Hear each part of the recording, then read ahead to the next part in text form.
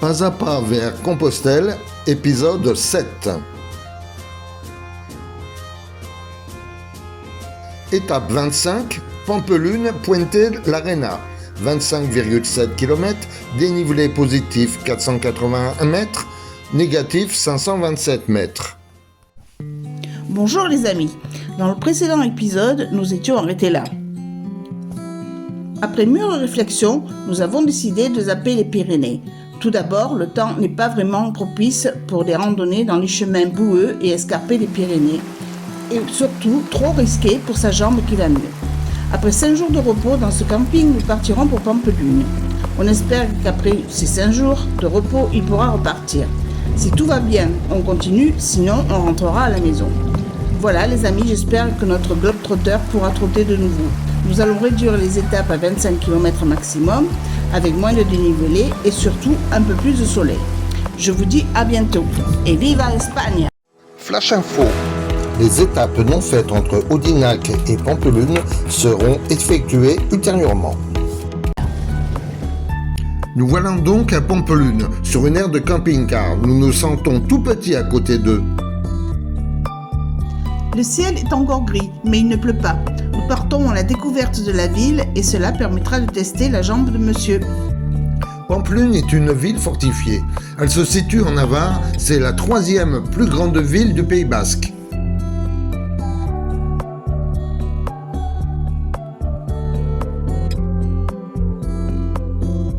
Nous sommes dans la vieille ville. Nous avons pris le funiculaire pour monter. Les rues sont étroites.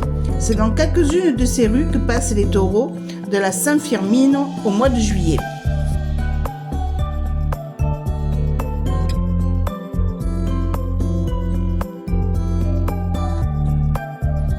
Très bel hôtel de ville.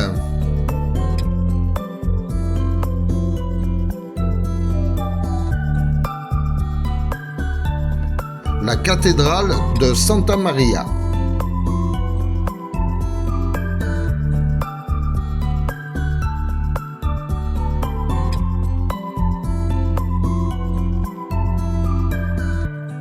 La rue de la Soif. Marc a surnommé cette rue la rue de la Soif. Dimanche 14h, des centaines de gens attablés devant des bars à tapas. Églou, églou, églou. Aux allures de forteresse, l'église Saint-Nicolas. Une albergue pour pèlerins du monde.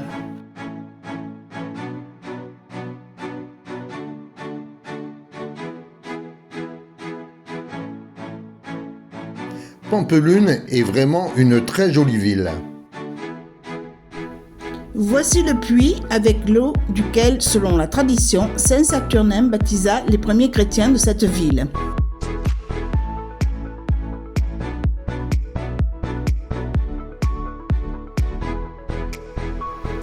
C'est aujourd'hui que tout se décide. Étape de 24 km.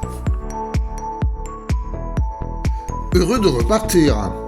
Allez mon cœur, on y croit. Ultraya. Plus loin, plus haut, plus fort. Traversée de Pampelune avant de me trouver sur le Camino Frances.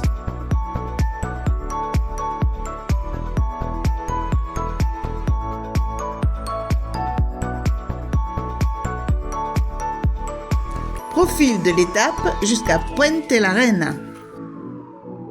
Les fléchages et balisages sont extraordinaires. Bienvenue en Espagne.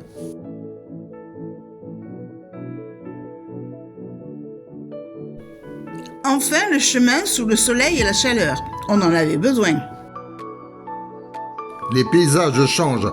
Encore quelques grimpettes, mais plus comme dans les Pyrénées. Petit coup de téléphone pour savoir si tout va bien. Comment se comporte sa jambe? Tout va bien.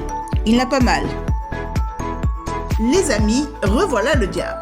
Selon la légende, à la place de cette source, le diable est apparu sous la forme d'un beau jeune homme.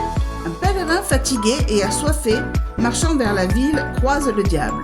Celui-ci offrit à ce pèlerin un verre d'eau fraîche en échange de renier Dieu. La foi du pèlerin étant plus grande que son désir de boire, il rejeta l'offre et sa foi fit disparaître le diable dans un nuage de soufre. Saint Jacques le guida vers une source, lui donnant à boire avec sa coquille. Nous connaissons aujourd'hui cette source sous le nom de Reneiga. Église de Zarikegi.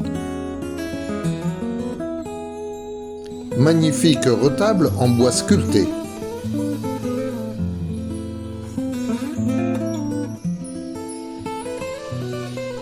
Vous allez voir qu'il n'est plus seul sur le chemin. Le Camino Frances est très fréquenté. Le pèlerin croise sur le Camino des silhouettes emblématiques de ses prédécesseurs depuis le Moyen-Âge. Les amis de Saint-Jacques de Navarre ont demandé à l'artiste Vicente Galbette une création qui marque ce lieu.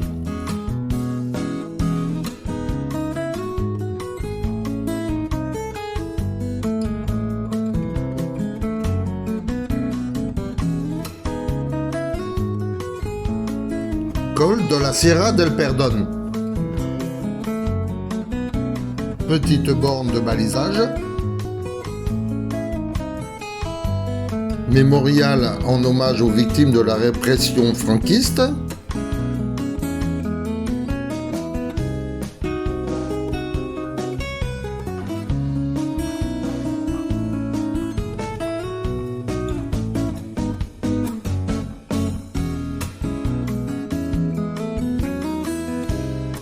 Passage à Uterga.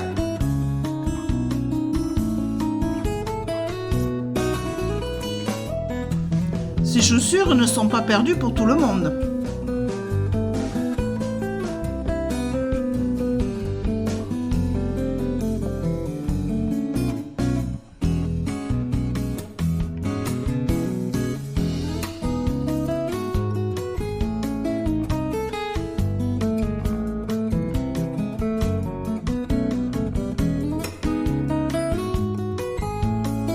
J'arrive bientôt à Puente l'Arena. Daniel bivouaque à l'entrée de la ville sur le bord du chemin. Les pèlerins passent devant moi, me dit-elle. Tu ne peux pas me manquer. Je m'inquiète. Cela fait un moment que je marche dans le centre-ville.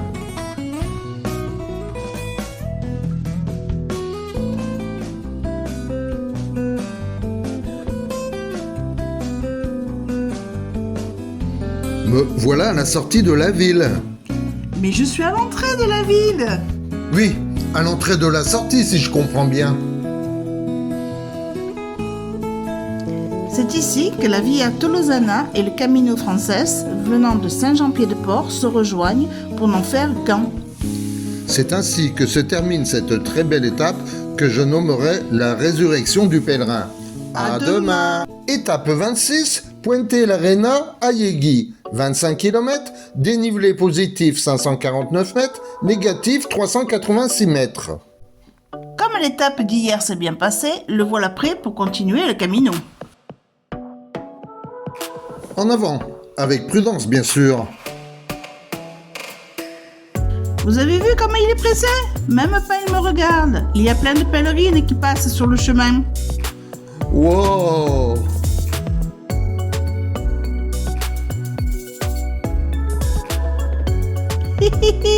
Bon Camino, mon cœur. C'est agréable de ne plus être seul, mais je ne parle ni l'espagnol ni l'anglais. Buen camino, gracias, buenos días, voilà mon vocabulaire. Vous avez vu le ciel bleu? Ça change la vie. Passage à Magny-Rue où je fais tamponner ma crédentiale, à l'albergue El Cantero.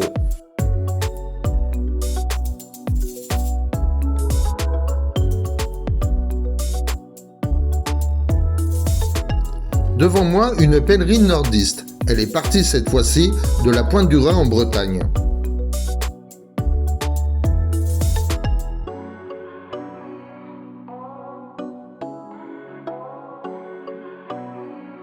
Je traverse de charmants petits villages et apprécie l'effort que font les habitants pour rendre agréable le chemin.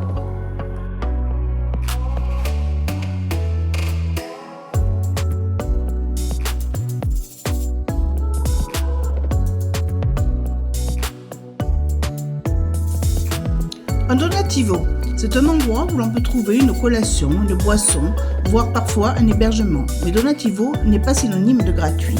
Donativo signifie que chacun contribue en fonction des services reçus et de ses moyens. Des fèves, j'en cueille quelques-unes pour Daniel.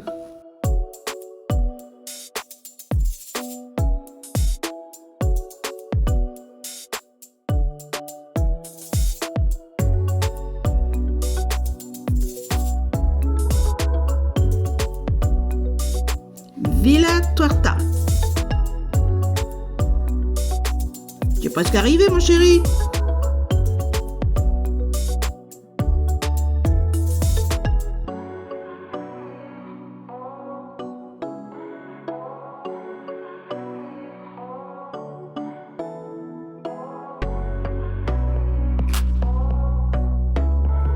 Aujourd'hui, il fait très chaud. Cette source à l'eau bien fraîche est la bienvenue. Estelia Liraza est un très joli village qui existait déjà au temps des Romains. C'est un village typique qui a retrouvé son essor grâce au passage du chemin de Compostelle. Office du tourisme où je fais tamponner ma crédentiale. Église San Pedro de la Rua. Après avoir traversé la ville d'Ayegui et après une grimpette, j'arrive au bivouac sur une aire de camping-car où nous serons seuls. Du soleil toute la journée, il faisait très chaud et avons pu manger dehors le soir. Le meilleur, une douche en extérieur. Malheureusement, nous avons égaré les photos. Pour terminer ou conclure ce film, et afin peut-être de vous convertir à devenir un jour pèlerin ou pèlerine, voilà quelques photos que je ne commande pas. Je vous fais confiance pour cela.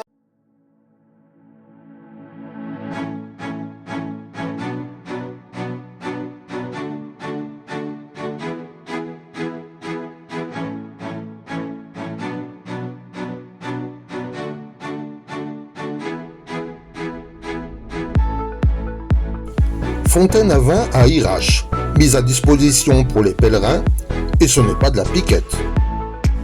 À droite, le robinet d'eau pour rincer la gourde, à gauche, le robinet de vin pour remplir la gourde.